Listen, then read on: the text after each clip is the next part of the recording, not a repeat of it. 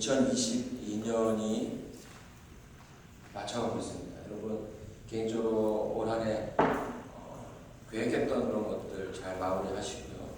하나님께 선언했던 것들, 기도했던 것들도 잘 마무리해 주시기를 간절히 바랍니다. 오늘은 6월절에서 무교절이라는 주제로 말씀을 좀 준비해 보았습니다. 우리 성경 말씀 출애굽기 11장 7절에 있는 말씀 한번 보도록 하겠습니다. 읽겠습니다. 그러나 이스라엘 자손에게는 사람에게나 짐승에게나 개도 그 혀를 움직이지 않으리니 여호와가 애굽 사람과 이스라엘 사이에 고별하는 줄을 너희가 알리라 하셨나니. 제가 이제 그 출애굽기를 계속 이제 설교를 해가면서 이제 10장이 맞춰지고 있습니다. 10장이 거의 마무리되고 있고요.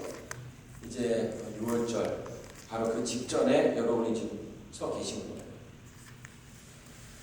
거예요. 중국 사람과 한국 사람을 구별하는 방법이 있다면 뭐가 있을까요?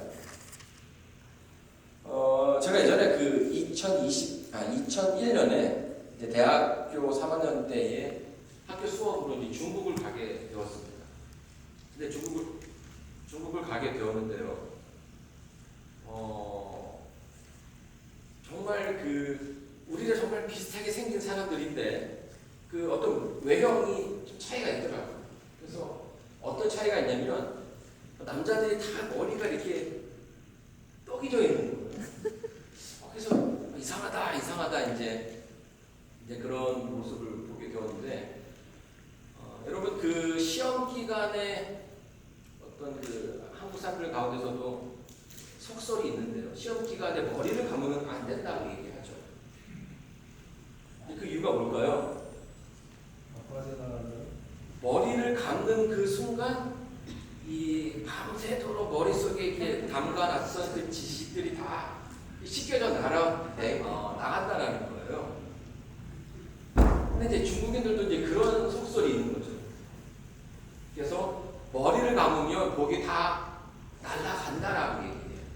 그래서 머리를 자주 감지 않는다라고 합니다.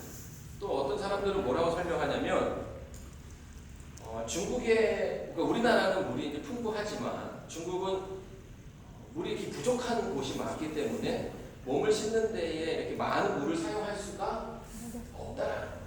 그래서 이제 3일에 한 번, 일주일에 한 번 그렇게 쓰는 이렇게 한다는 경우들이 있다고 해요. 근데 제가 이제 그런 것들을 체험적으로 있기 때문에 중국인 남자들은 이렇게 머리가 다 떡이 져 있나 보다 이런 이제 개념을 가지고 있었는데요.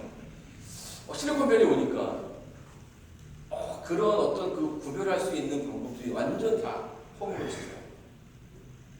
이게 딱 보면 아시안 사람들을 보면 저 사람이 중국 사람인지 한국인인지, 우리 이제 한국 사람들 생각하기에는 이제 한국인들이 좀 세련되어 있다라고 생각해가지고 이게 딱 보면 한국인인 거 알고서 한국말로 막 얘기하면 막 중국말로 얘기하고. 그러니까 여기에 살고 있는 중국인들은 전혀 다른 어떤 그런 모습들을 좀 보여주고 있더라고요. 그래서 이제는 뭐예요? 외모로 저 사람이 어디 출신인지 아는 거는 쉽지 않겠구나. 그런 생각을 좀 해보게 되었습니다.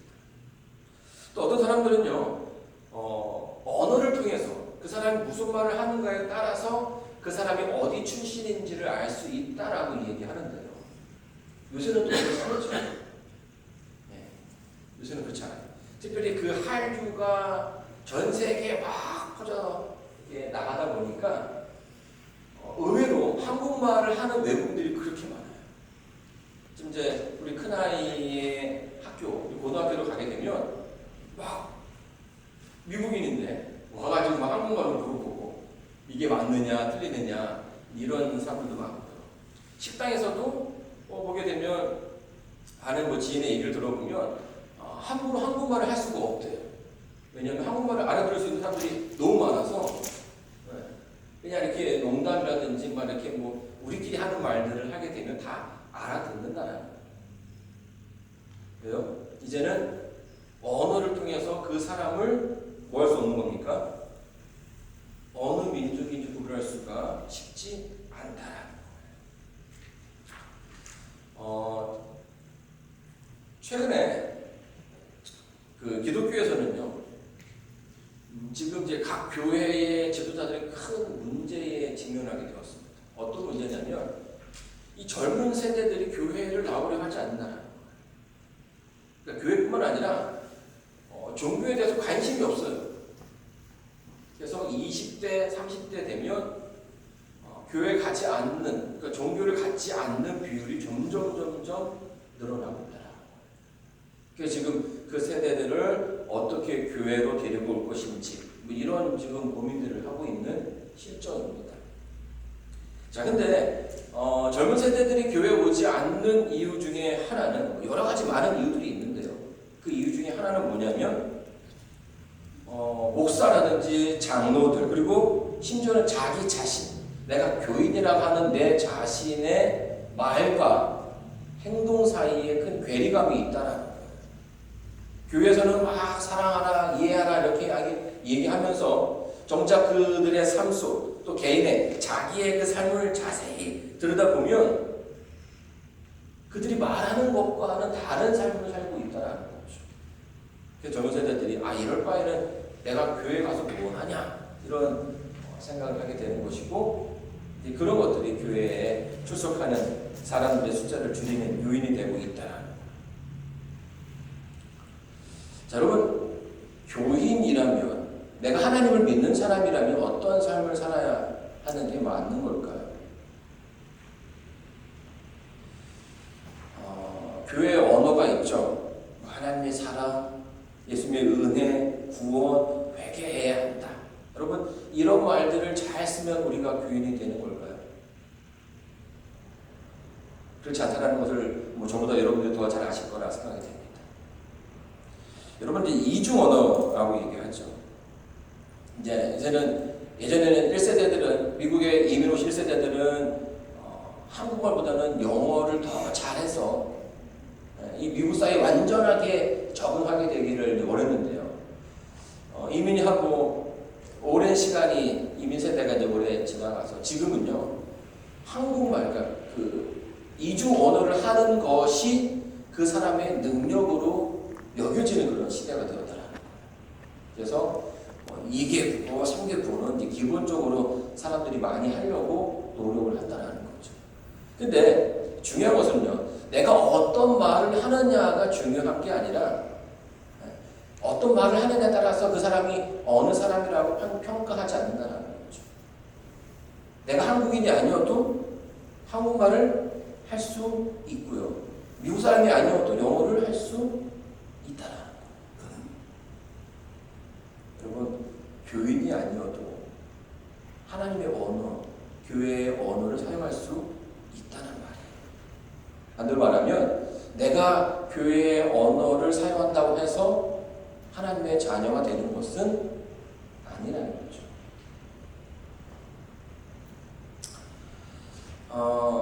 이제 그 개신교의 사람들을 좀 보게 되면요, 이 구원에 대한 너무나 큰 확신이 있어요. 내가 한번 구원 받으면 그 구원은 아무도 건드릴 수 없다라고 하는 사람들이 있어요. 그래서 이제 내가 한번 구원 받았기 때문에, 내가 예수를 믿고 한번 구원 받았기 때문에 이제 나는 마음껏 살아도 된다라고 생각하는 사람들이 있다. 그런데 여러분, 이러한 생각은요, 성경의 구원과는 다른 모습을 보여주고 있다는 거예요. 자, 우리 성경 말씀 디모데후서 4장 10절에 있는 말씀을 한번 읽어보도록 하겠습니다. 잘 보이시나요? 다음에 좀 더 크게 준비하겠습니다. 읽어보겠습니다. 시작. 대만은 이 세상을 사랑하여 나를 버리고 데살로니가로 갔고, 그레스게는 갈라디아로, 디도는 달마디아로 갔고. 자, 여기 보게 되면은 대마라는 사람이 등장합니다. 이 대마라는 사람은요, 사도 바울의 옆에서 아주 많이 그 사역을 도와줬던 사람 가운데 한 명이었어요. 그래서 사도 바울이 힘들 때에 그 사람과 함께 와라 이렇게 요구할 정도로 사도 바울에게 기쁨이 되고 도움이 되는 그런 젊은 사역자였죠. 근데 이 구절에 보게 되면 뭐라고 얘기합니까? 세상을 사랑. 그 대바가 어떻게 되었더라고요? 사랑을. 세상을 사랑해서 떠나갔다라고 이야기해 주고 있어요. 여러분, 구원은요, 한 번 받으면 끝이 아니라 우리가 그 구원 가운데 있어야 된다는 겁니다. 떠나게 되면 구원 역시 우리의 손 안에서 떠나갈 수 있다라는 거예요. 출애굽기 12장 한번 보도록 하겠습니다. 21절, 22절 제가 읽어드리겠습니다. 모세가 이스라엘 모든 장로를 불러 그들에게 이르되 너희는 나가서 가족대로 어린 양을 택하여 유월절 양으로 잡고 너희는 우슬초 묶음을 취하여 그릇에 담은 피에 적시어서 그 피를 문 임방과 좌우 설주에 뿌리고 아침까지 한 사람도 자기 집 문 밖에 나가지 말라. 여호와께서 애굽 사람을 치러 두루 다니실 때에 문 임방과 좌우 설주의 피를 보시면 그 문을 넘으시고 멸하는 자로 너희 집에 들어가서 너희를 치지 못하게 하실 것임이니라. 여러분, 이게 이제 6월절 그 전에 이제 모습입니다. 하나님께서 마지막 10번째 재앙을 어떻게 내릴 것인지에 대해서 이스라엘 백성들에게 자세히 설명해 주고 있습니다. 어떻게 됩니까? 이제 10번째 재앙이 우리에게 닥칠 건데요. 식구들을 다 집으로 모여들게 합니다. 그리고 준비된 양을 가지고선 그 양을 잡아요. 그러면 이제 그 피를 가지고 뭐합니까? 피를 우슬초로 해가지고 문의 임방과 그 위에 임방과 좌우 설주에 피를 바르라는 거예요. 그리고 그날 그 잡았던 양은 어떻게 합니까? 아주 맛있게 요리해서 식구들과 다 같이 나눠 먹으면 되는 거예요. 마치 미국에서 이제 그 땡스기빙이 되면은 터키를 잡아서 다 함께 먹는 것처럼. 자, 여기서 끝나는 것이 아닙니다. 정말 중요한 건 뭐예요? 그 다음 날이 되도록 뭐 하지 말라? 밖에 나가지 말라라고 얘기하죠. 밖에 나가지 말라. 자, 왜 밖에 나가지 말라고 얘기했을까요?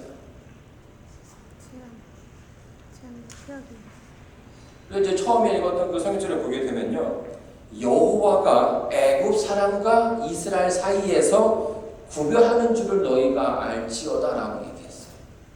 자, 하나님께서 분명 애굽 사람과 이스라엘 백성을 구별하실 수 있으시죠? 그렇죠?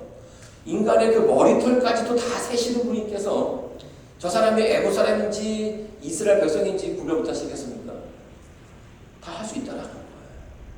그렇다면 그냥 이 부분은 싹 빼도 될 것 같은데 왜 굳이 하나님께서는 밤이 넘어가도록 그 문 안에 거하게 하라고 얘기했던 것일까요?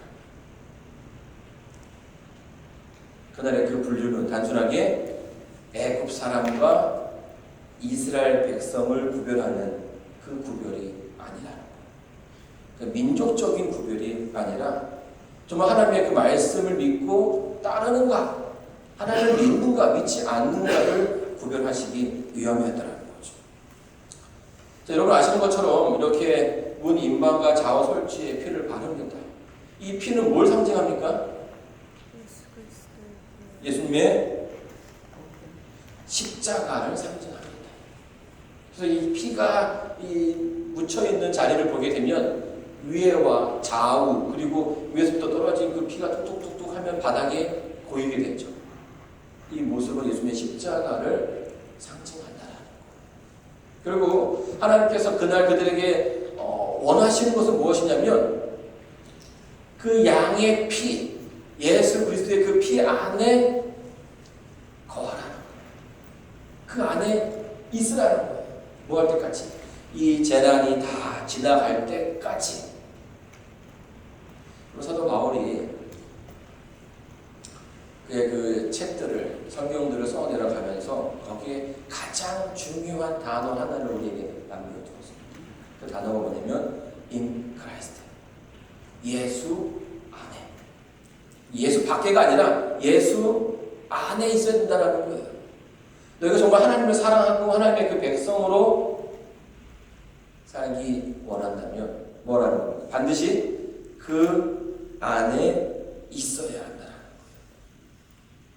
여러분께서 그 6월절 이 날에 하나님께서 그 문 안에 거하라고 이야기해 주었습니다. 자, 그런데 이렇게 이제 분명한 어떤 그 설명이 있음에도 불구하고 많은 사람들이 이 구원을 그냥 어떤 그 티켓처럼 생각해요. 티켓. 여러분 티켓이면 참 편합니다. 그렇죠? 어디든 들어갈 수 있어요. 예를 들어서 그 한국에 가면 그 전철 티켓을 사면 어디 가든지 다 탈 수 있어요. 내가 뭘 입든 옷을 제대로 갖추건 갖추지 않던 그것에 상관없이 그 티켓만 있으면 다 사용할 수 있다는 거죠. 그래서 이 구원을 그런 개념으로 생각한다는 거예요. 자, 그런데 여러분 성경에서 말하고자 하는 구원의 개념은 그런 어떤 그 소유의 개념이 아니라 내가 가지고 있다는 개념이 아니라 상태의 개념, 내가 어디에 있느냐의 개념으로 우리는 이해해야 하는 것입니다. 내가 어디에 있느냐, 내가 지금 어디에 있는가. 여러분 아담과 하와가요 선악과를 따먹은 다음에 범죄한 후에 하나님께서 아담과 하와를 찾으셨습니다. 그렇죠? 내가 어디 있냐? 아담과 하와야 내가 어디 있느냐? 이 범죄 전에는요 아담과 하와는요 늘 하나님과 함께하는 그런 존재였습니다. 근데 왜 도망간 거예요? 자기의 어떤 그 잘못된 행동이 하나님께로부터 벌을 받을 거라는 그런 생각이 들었던 것 같아요. 그러니 뭐 한 겁니까? 하나님께서 아무리 하지 않으셨는데 저 멀찌감치 나무 뒤에 숨어 있는 자신을 발견하게 된 거죠. 그럼 내가 어디 있느냐? 이 말은요 아담과 하와의 그 상태를 지금 확인시켜 주는 거예요. 하나님께서 여러분에게 내가 어디 있느냐라고 얘기하신다면 여러분은 뭐라고 얘기하시겠습니까? In Christ. 예수님 안에 있습니다. 내가 그분 안에 있습니다라고 이야기해야 하는 것입니다. 이러한 개념으로 우리가 구원을 이해하게 될 때에 우리에게 구원이 있는지 없는지를 유추해 볼 수 있게 되죠. 자, 여러분께 질문을 한번 드려볼게요. 6월절 그 밤, 이스라엘 백성이 그 양을 잡는 그 밤, 양을 잡았어요. 인방과 문설주의 피를 발랐습니다. 양고기를 먹었어요. 근데 이스라엘 백성들이 그 문을 식구 중에 누가 문을 나갔어요. 그럼 어떻게 됐을까요?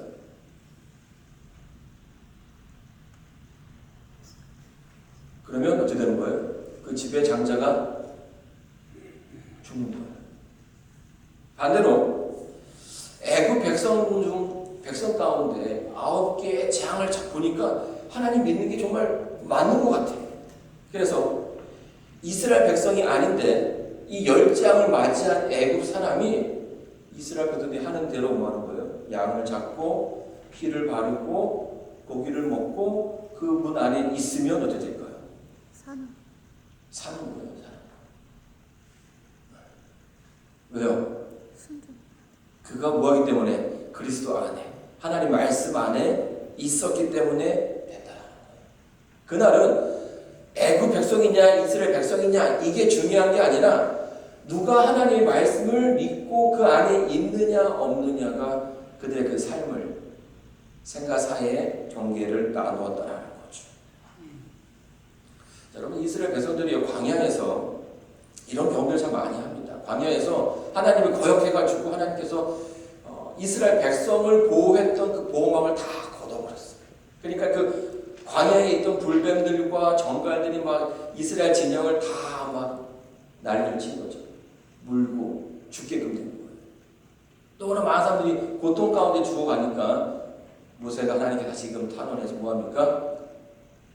살게 해달라고 애원을 했습니다. 그래서 하나님께서 뭐라고 얘기하셔요? 구리뱀을 만들어서 달아라. 그리고 한마디 더 하시죠. 그 뱀을 본 자는 다 살리라 라고 얘기했어요. 이 뱀을 만들면 됐지 왜 그걸 굳이 봐야 돼요? 그 말씀에 뭐가 있는 거예요? 하나님의 능력이 있기 때문이죠. 여러분 죽어 이렇게 물려가지고 막 아파하면서 저거 보다가 낫겠어 해서 안 보면 죽는 거예요. 그러나 그래도 저기 하나님께서 하셨으니까 하고 내 어떤 의지와 경험을 그 안에 분명 넣는 거예요. 사는 거라는 거예요. 여러분 십자가 위에서 그리스도의 죽음은 바로 우리의 죽음이 되는 것입니다. 우리의 죽음이 되는 거예요. 내가 죽는 거예요. 여러분 침례를 받는다는 것은 단순하게 내가 어느 교인인 척 한다는 것이 아니에요. 실제로 하나님께서 내 삶의 주인이 되기를 원하는 거고 그렇게 살기로 결심했다는 뜻입니다. 이 그리스도인처럼 말하고 그리스도인처럼 행동하고 그렇게 척하며 사는 것 다른 사람들에게 다 보일 수 있지만 누구는 아신다라는 거예요. 하나님은 아신다라는 거예요. 여러분 이스라엘 백성들이 40년 동안 광야에서 방황했던 이유가 뭐예요? 그들이 온전하게 하나님을 의지하지 못했다라는 거예요. 하는 척 따라가는 척 하고 이렇게 끌려왔다라는 거죠. 근데 다시 순간 배우는 거예요. 그렇게 해서는 안 되는구나. 내가 온전하게 하나님께 모든 걸 맡기지 않고서는 되지 않는구나라는 것을 깨닫는 그 순간 그들의 그 방황이 끝나게 되었고 그들이 가나안에 들어갈 수 있게 되었다라는 겁니다. 그럼 어떤 사람들은 그래요. 교회 너무 열심히 하면 안 된다. 너무 깊게 빠져들면 안 된다. 척하는 것으로 우리의 신앙이 결정되어지지 않는다. 우리가 더 깊게 더 하나님과 가까이 해야 하는 그런 삶이 우리의 그 삶 가운데 있어야 한다는 거죠. 이스라엘의 그 달력을 보면 좀 복잡합니다. 한국 사람들은 양력을 쓰지만 또 음력도 쓰죠. 저희 어머니도 이제 늘 음력으로 생신을 하는데 제가 막 헷갈려요. 그래서 어떤 때는 막 잃어버릴 때도 있는데. 근데 이 유대력은 또 다른 달력이 하나 더 있어요. 유대인들은 이 유대력으로 하는 건데 이 유대력에 보게 되면 6월절이 태양력으로는 3월과 4월 사이에 있는데 유대력에서는 이 달이 1월이 됩니다. 1월이 돼요. 근데 이게 언제부터 생겼는가 하면 바로 이 출애굽 이 시점에 생긴 달력이라는 거예요. 저기 12장 2절입니다. 하나님께서 이스라엘 백성들에게 말하십니다. 이 달로 너희의 달의 시작 곧 해의 첫 달이 되게 하고 그러니까 3월, 4월이 그들의 그 삶 속의 첫 달이 되는 거예요. 이걸 이제 우리가 유대력이라고 이야기하는데요. 왜 굳이 달력 잘 쓰고 있는데 하나님께서 이 유대력의 그 니산월 첫 달, 이 날을 유대력의 첫 달로 만든 이유가 뭔가요? 왜 굳이 달력을 바꿔가면서 복잡하게 하면서까지도 그 달을 첫 번째 달로 만드신 이유가 뭘까요? 애굽에서의 모든 것을 다 뭐하고요? 잊어버리고 그동안 이들이 살아왔던 애굽에서의 그 모든 그 삶을 다 지워버리고 이제 이 달부터 뭐라는 거예요? 새로운 삶을 살아가라고 원하시는 거예요. 죄와는 무관한 그 노예 삶 속에 삼가하는 무관한 이제 자유인으로서 하나님의 자녀로서 살아가라는 거죠. 그래서 여러분은 이 6월절 하나님께서 이날에 뭐 양을 잡아 먹고서는 하지만 그 다음 날에는 이제 출애굽을 하는 거예요. 애굽을 떠나서 이제 가나안으로 가는 겁니다. 근데 그 행렬 가운데 아침에 너희가 무엇을 먹을지 하나님께서 약속해 주고 다 이야기해 주셨어요. 그날 뭘 먹어야 됩니까? 만나. 뭘 먹어야 돼요? 만나. 네. 자, 출애굽기 12장 8절을 보겠습니다. 그 밤에 그 고기를 불에 구워 무교병과 쓴 나물과 아울러 먹되. 뭘 먹으라고 했어요? 무교병과 쓴 나물 이거를 먹으라는 거예요.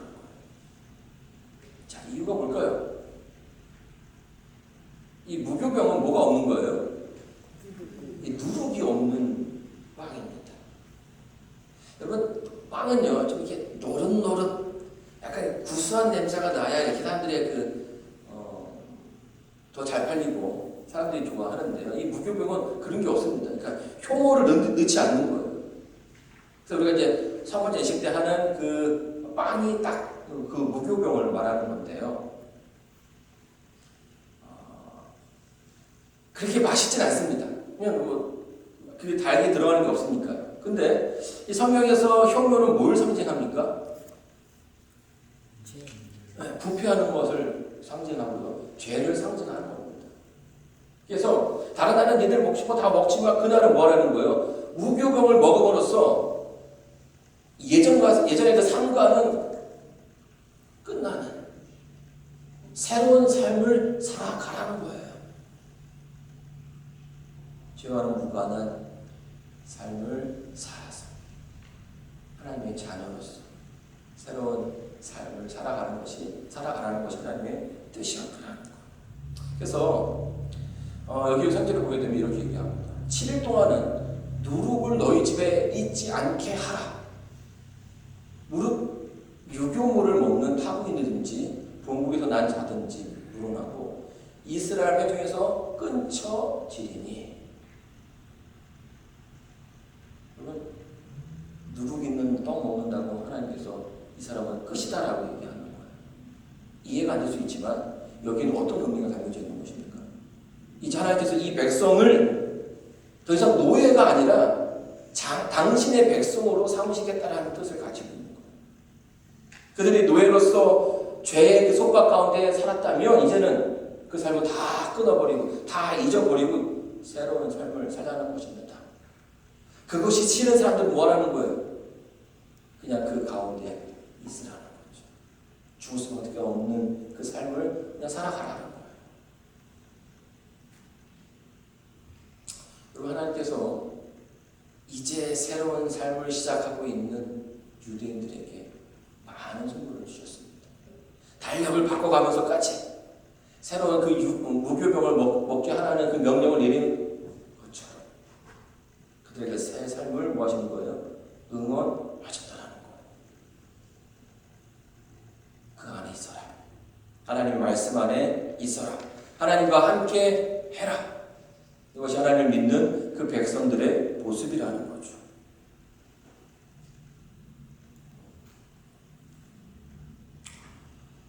여러분 그 미시간에 그 베르클릭에 가게 되면 오크힐 세미테리라는 묘가 있어요. 저기 묘지가 있습니다. 근데 거기에 이제 그 묘지는 굉장히 우리 교회 재림교회한테 굉장히 유명한 묘지예요. 거기에 이렇게 싹 둘러보면요, 우리 교회의 선조들이 굉장히 많이 묻혀 있습니다.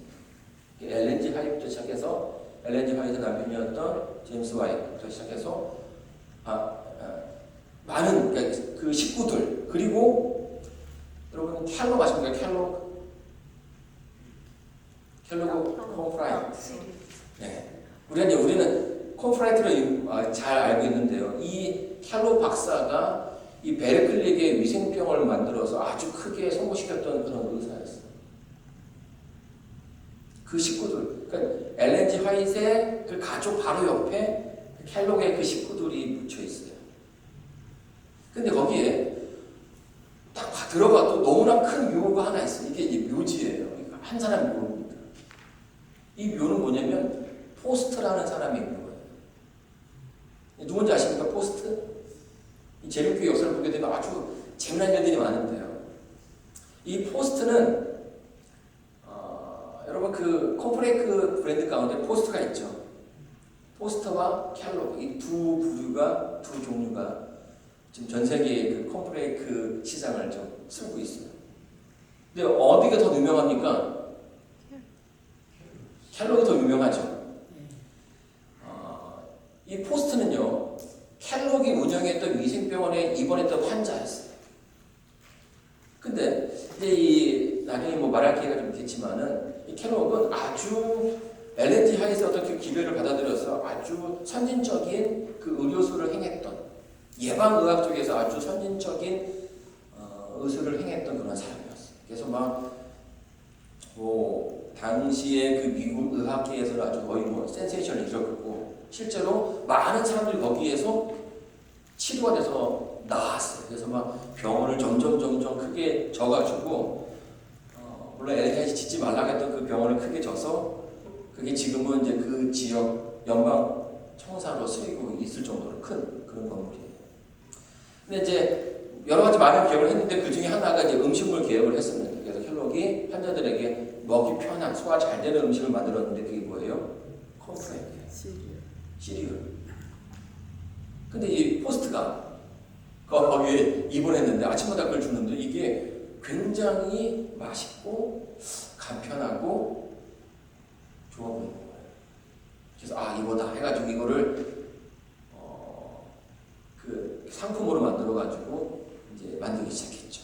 근데 그 시대에 여러분 아시는 것처럼 그 미국의 그 세계 대공황 시대였기 때문에 굉장히 어려웠지만 그래도 아침은 뭐가 되지 않습니까? 싸고 저렴한 이 포스트의 컴프레이크가 미국이 전혀 휩쓸었어요. 그 나중에 이제 그 뒤에 이제 켈록의 그 동생이 이제 이걸 또 상표를 내가지고 했는데 엎치락뒤치락 하다가 지금은 포스트가 약간 안주하는 찰나에 광고를 안 했거든요. 중간에 찰나에 켈록이 광고를 하면서 다시 미국에서 1위의 기업이 되었습니다. 근데 이제 뭐 이건 이제 사족이고요. 중요한 거는 이제 이 그림이에요. 다른 묘도 뭐 여러분 아시는 것처럼 미국의 그 묘에 보면 그 비석이 그렇게 크지 않습니다. 커도 막 사람 많은데 이 비석은 무게가 2.5톤이에요. 근데 유명한 일화가 있어요. 유언으로 뭐라고 얘기했냐면 나는 예수의 재림이 보기 싫으니 25톤의 돌로 내 무덤을 막아라. 뭐라고 얘기한 거예요?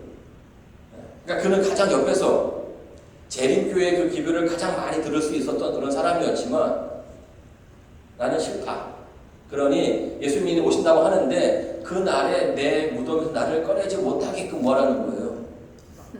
25톤의 돌로 내 무덤을 막으라는 거죠.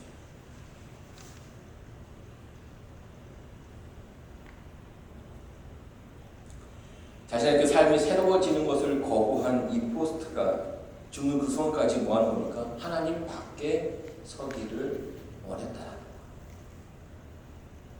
포스트는 자기의 바램대로 그렇게 될 것입니다. 사랑하는 성도 여러분, 오늘 우리의 그 삶은 어떻습니까? 여러분 지금 어디에 계십니까? 하나님께서 여러분에게 그 새로운 삶을 주기 위해서 많은 준비를 해주고 계십니다. 그리고 이미 해 놓으셨죠. 예수님의 십자가를 통해서 그 안에 있으면 그 모든 환난 가운데서 여러분들이 피해갈 수 있다라는 거예요. 여러분 우리 참 어려운 시대에 살고 있다고 얘기합니다. 또 마지막 시대에 참 많은 무서운 일들이 우리의 그 삶 가운데 일어날 거라고 이야기합니다. 그러나 날이 새기까지 주님 오시기까지 그 안에 머무는 자들은 그 안에 있는 자들은 그 모든 환난 가운데서 비켜나갈 수 있다. 사랑하는 성도 여러분, 여러분의 그 삶이 하나님 안에서 새로워지는 늘 새로움을 경험하는 그런 삶이 되기를 바라면서 오늘 말씀을 마치도록 하겠습니다.